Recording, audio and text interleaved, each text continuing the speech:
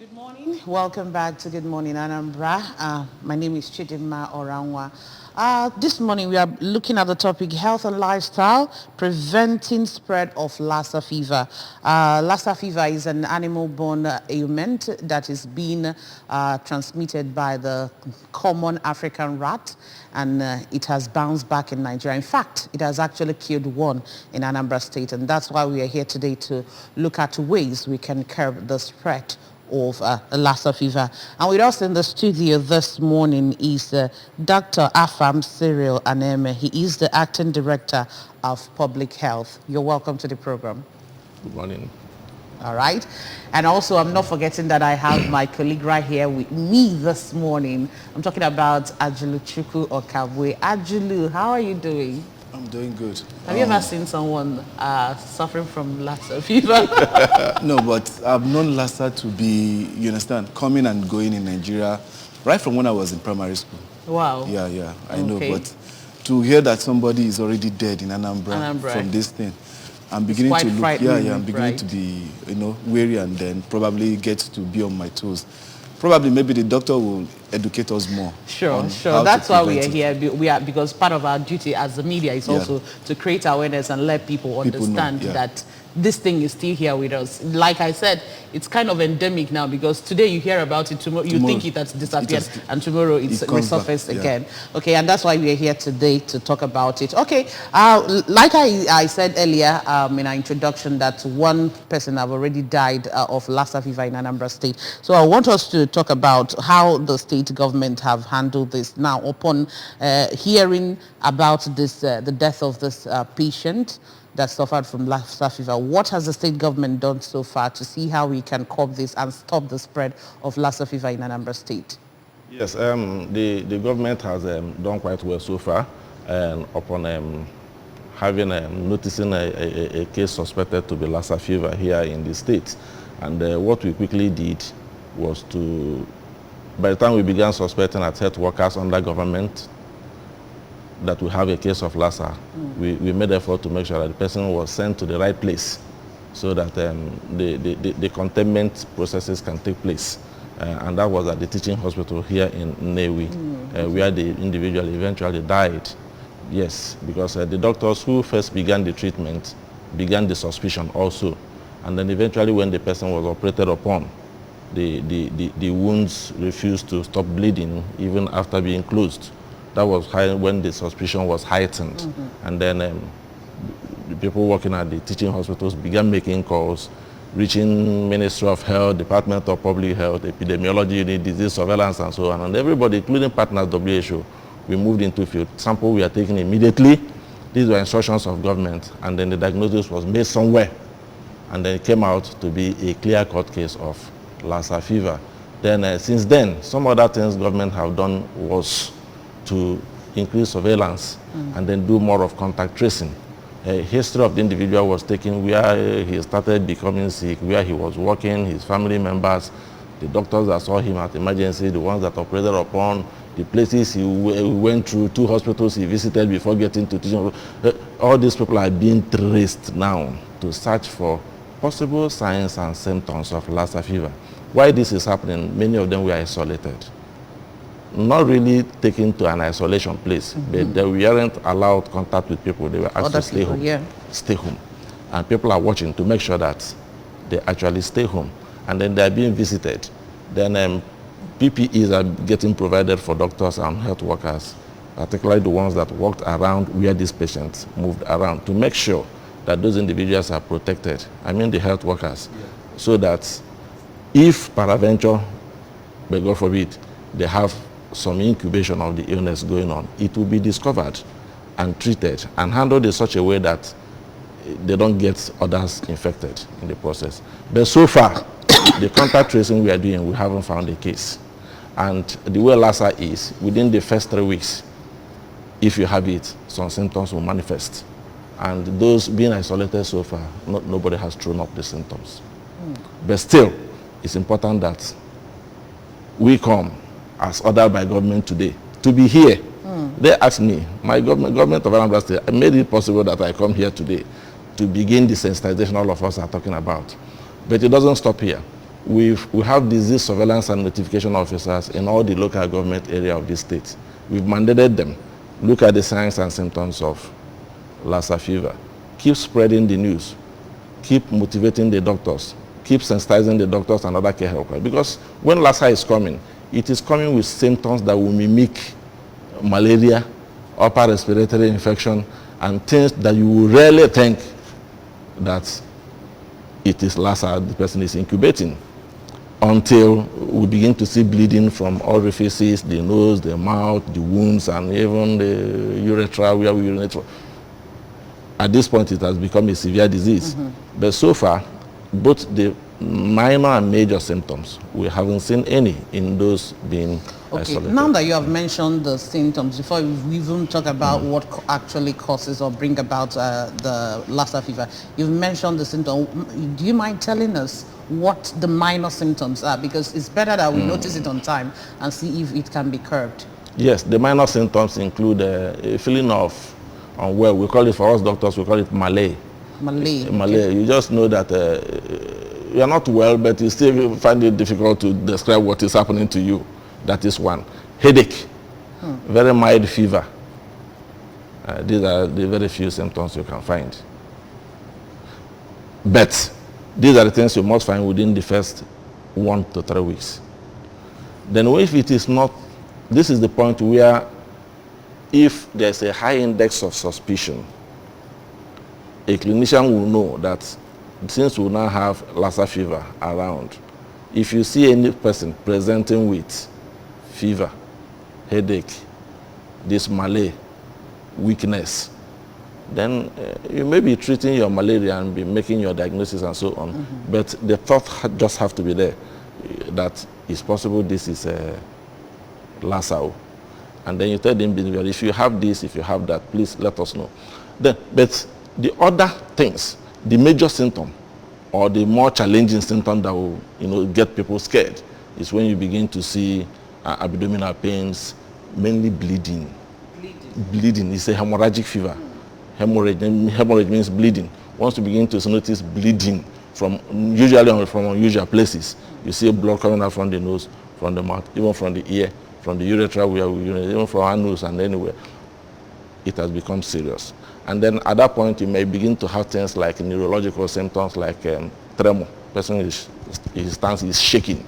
You begin to have tremor. You begin to have even some signs and symptoms that will make you think somebody is having meningitis, neck stiffness and rigidity and everywhere. Some of these things may come up. Then you can even have deafness, some degree of deafness. You begin noticing that your ability to hear is dropping. But at this point, it has become serious. But most of the time, about 80% of the cases will have mild symptoms. Only 20% will progress too, because it's also self-limiting. It can go even without treatment. Yes, depending on one's immunity. Yes, and only in few cases that will find death, particularly with reference to the one we just buried here in Anambra. So in reference to the person that was died, and you said you guys had to trace the person down to where he stayed, the people he came in contact with, and then you contained those people. For how long will you contain those people, and what test did you run? Yeah, that's a... Okay, there's no test. There are people, like for instance, the one we just had at Nnewi, the doctors operated on the person. So those ones are highly at risk. We have to isolate them. We have to give them a drug. Okay.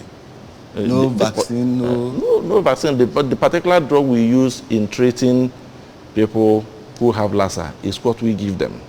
It may not be good mentioning the name here because people will start going buying it and start keeping and start abusing it.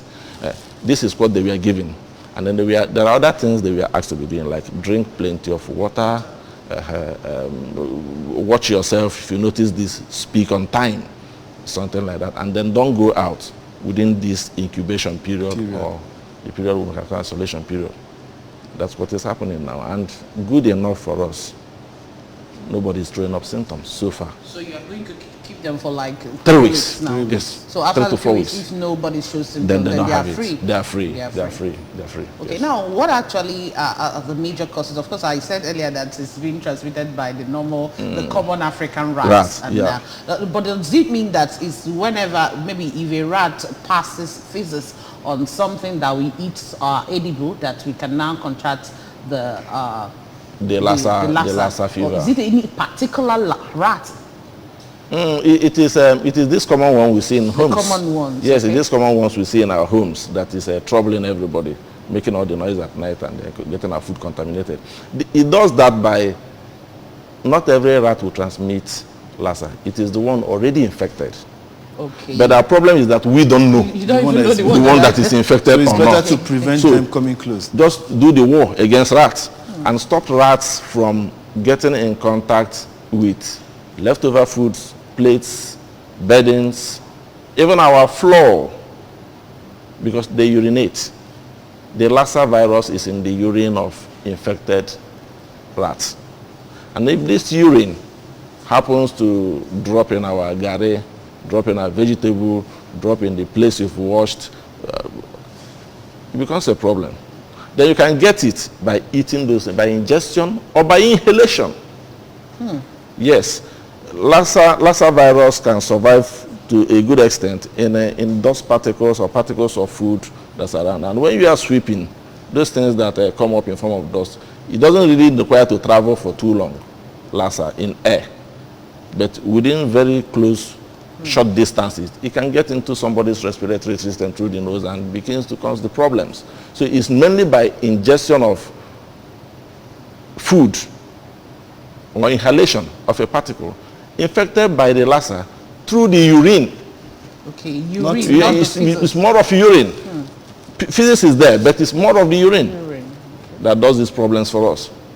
So there's no way you cope Lassa fever and keep rats. Two of them don't go together. And what encourages rat manipulation, multiplication within homes is dirtiness.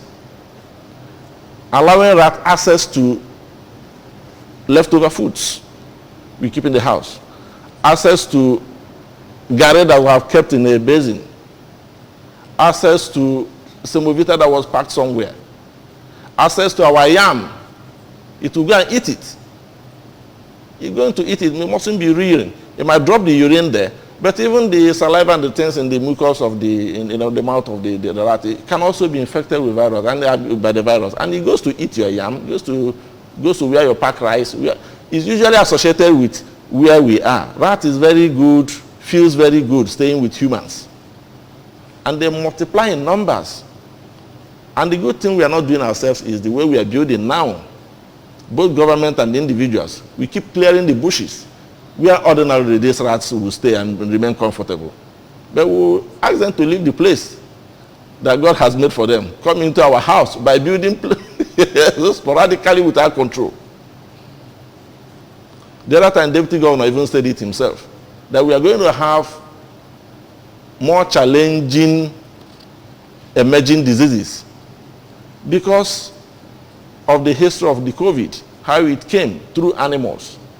Then these animals we are driving away in our own country here. We are driving these animals away from the forest by the buildings we're doing and other human activities. And they're just finding a comfortable place in our homes. Worse still, where cleanliness is not optimal. So the message is that we must stop the spread of the rats. We must kill them all. We must find a way of eliminating them by any means. Insofar those means are not going to be catastrophic on humans. Now, you made mention of our semovitas, our yams, our rice. This food, you know that we cook them before we eat them. So if they are contaminated with the urine of this rat and we still cook them, can someone still get the Lassa fever? No, if you cook to some extent, to a very large extent, you destroy the virus. Okay. Yes. But the problem is, for instance, if the urine is on the floor, we don't eat dust. We must sweep the house. And you generate some little dust that will not travel far before it gets into the nostrils of a child. So we should sweep with face masks on. Better. But if you are sure you don't have rats, then you mustn't put face masks inside your own house. How about it doesn't look nice. Wow. The most important thing is we just have to increase our personal and domestic hygiene within the homes. Maintain it. It must. Now, you're talking about the homes, but what about the market? The market is a heap of refuse. Every market you go to is dirty. It is not. And then it is in the market that you even have these food stores, these sellers opening their wares. It is true, but we are not going to, for economic reasons, we are not going to shut down our market because we want to. Sensitizing the marketers on cleanliness too. There's got to work on market hygiene. We have it. Minister of Environment is, I'm sure, is taking care of that. But then, how good are we doing this? We are not even talking about having refugees in the market. But what about along the streets? Here in Oka, the present government have struggled a lot of times trying to stop people from indiscriminately dumping refugees here and there at places not designated for it. But people are still complaining that it's far from us. At night, they still come out and still dump it at places not designated for it. And then the rats go there. And by the time the rats move less than 10 meters, it gets to human house. So you see, I agree with you. Indiscriminate dumping of refugees here and there is also causing us, multiplication of these rats because they see things to eat. When they eat, they have energy, they reproduce, they multiply. Okay, now the question is, when one must have contracted Lassa fever with the mild symptom, or even the one we are talking about, the major symptom, the bleeding and all that, can the person be cured? Yes, it can be cured. There's now a drug, it can be cured. But the fatality is quite very high. It can be cured in the hands of people who know it very well, who know, particularly if the diagnosis is made on time, when the person have not lost a lot of blood. It usually takes people into shock and knock down your kidney. So, but in the right hands, there is hope that the person may survive it, and with the right treatment by the right persons.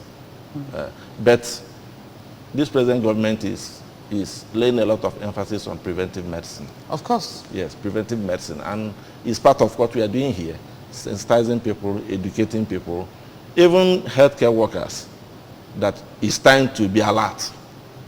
It's time to watch, be suspicious of most of the cases you see around. Then again, I want to ask a question, because you made mention of the contact tracing and all that. Then, can it be transmitted from one individual to another? Yes. Person-to-person transmission is very possible.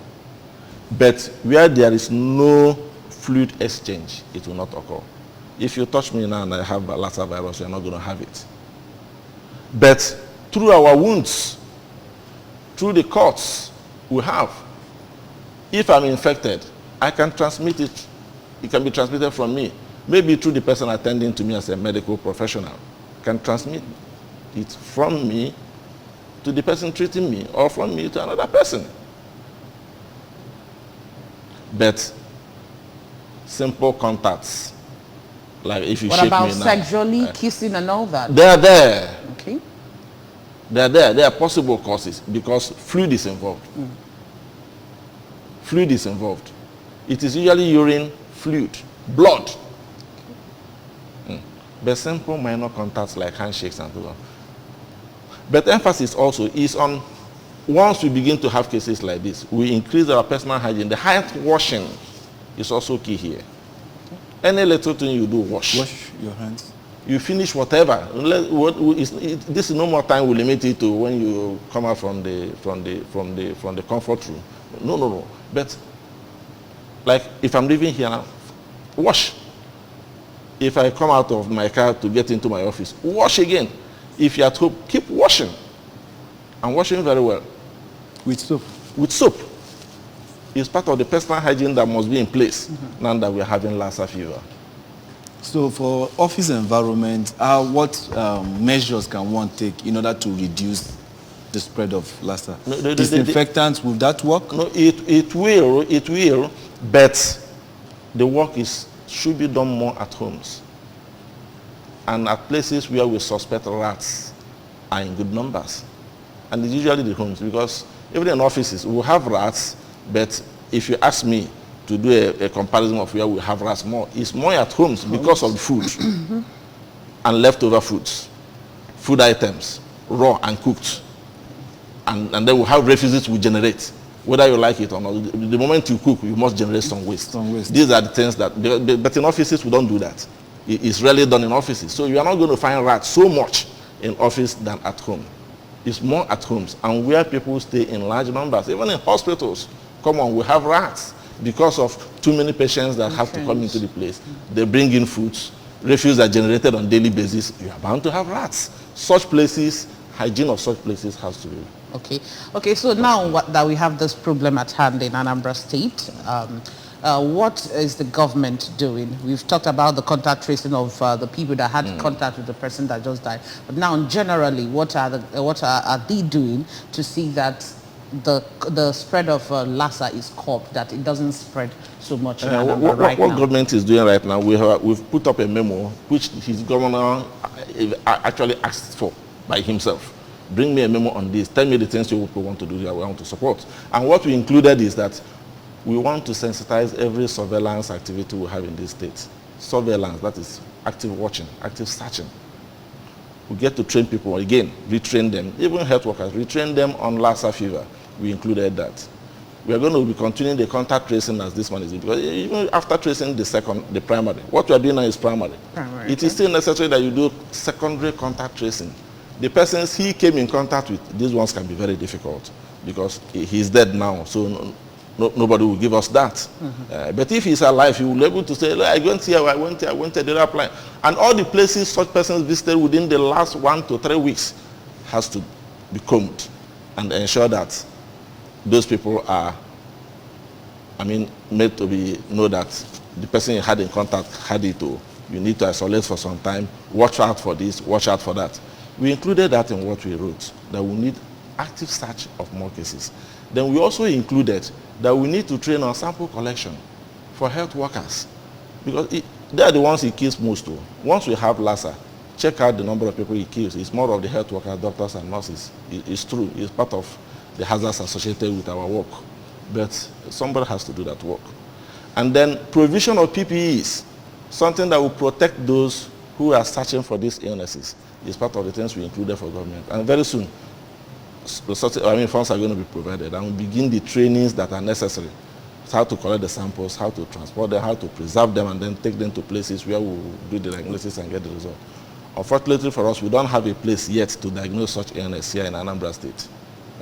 But one is being built, it's just that it hasn't been fully equipped to take up such services.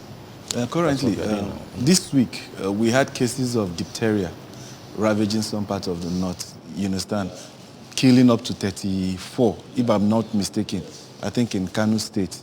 And there's similarities in the symptoms of what you just mentioned of Lassa and diphtheria, you understand? So now, please, are we to be on the lookout for two diseases that are similar in nature and symptoms? But already with the organization that manages these places, I've talked to somebody here, I think the MD, and we are told that we'll come next week to talk about diphtheria. Okay. Yes, because we in Anambra for now, we don't have diphtheria. Yeah. What brought me here is that we now have Lassa. We have to tackle it. But since we don't have diphtheria, but if you don't do anything, it will now come. Yes, it will now come. So our government is a bit trying to be a little proactive here. Now that it's in other places, then why not prepare and make sure it doesn't catch us unawares? Yeah. Or even if it comes, because economic activities and relationship in Nigeria is I don't know how to describe it, but we can't stop it. We can't stop such movements. People move and for economic reasons, yeah. health reasons, a lot of reasons, people must move, and diseases have no boundaries. It keeps moving with us. So a talk is coming up very soon on diphtheria. In this state. But then what must be done is that diphtheria is vaccine preventable. Okay. Unlike Lassa, that doesn't have a vaccine yet. So it's time to increase vaccine uptake for the under 5s. Diphtheria is a vaccine preventable disease, and the vaccine we use is what we call the pentavalent vaccine. in that vaccine, pentavalent means 5 diseases. Inject once, you knock off 5 diseases, or you reduce the spread, you prevent the infection by 5 diseases. And diphtheria happens to be one of them in the pentavalent vaccines. But what we are beginning to see in some places is that the uptake of the vaccines are even poor. You tell mothers to bring your child for a vaccination. Okay, you still come for that. You still come for that. Well, on that note, we want to say a very big thank you to you, Dr. Afam Stereo Anambra, for coming here to enlighten us on this ways we can prevent Lassa fever. Of course, it's all about our personal hygiene and keeping our homes clean, and our offices, our environment at a whole. Let us keep it clean and make sure that we prevent all those holes that rats, can take and come into our homes. All right. We want to say thank you so much for being here this morning. Thank you very much. Thank you. All right. My name is Chidimma Oranwa, but we are taking a short break. We'll still be back. Stay with us. Yeah.